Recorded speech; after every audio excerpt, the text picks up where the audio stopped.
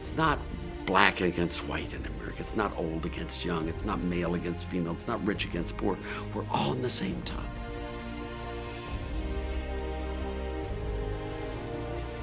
You can't make America better by pulling someone else down. You really can't.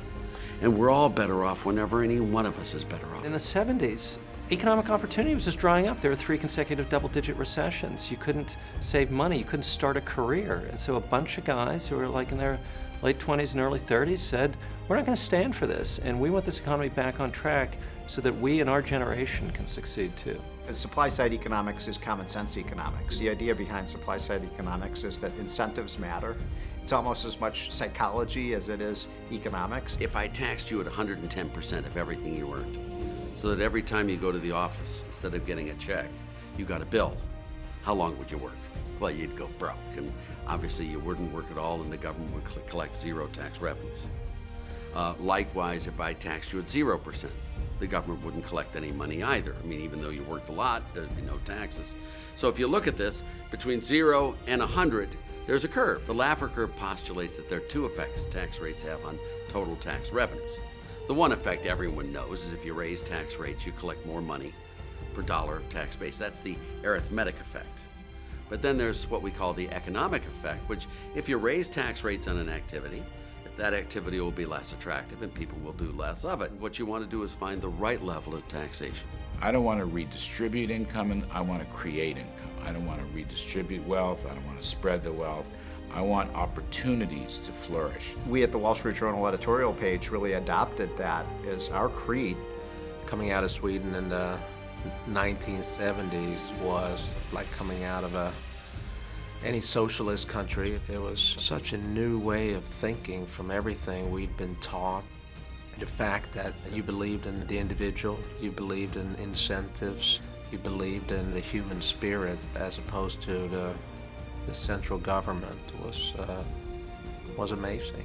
Marshaling the great ideas that were coming out of academia in a way that no one else was doing. Robert Mundell, his colleague at Chicago, said you gotta stabilize money and cut taxes in the context of inflation. He was getting nowhere. And Arthur Laffer understood those ideas better than anyone else. He put his own twist on them, and he was able to work contacts in the policy world in Washington and in journalism to the extent that this got to Ronald Reagan's door, and then the policy was implemented.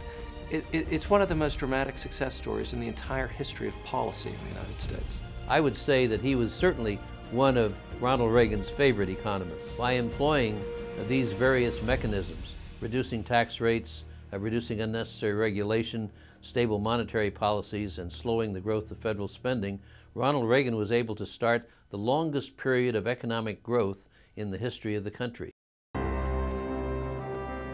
It's morning again in America.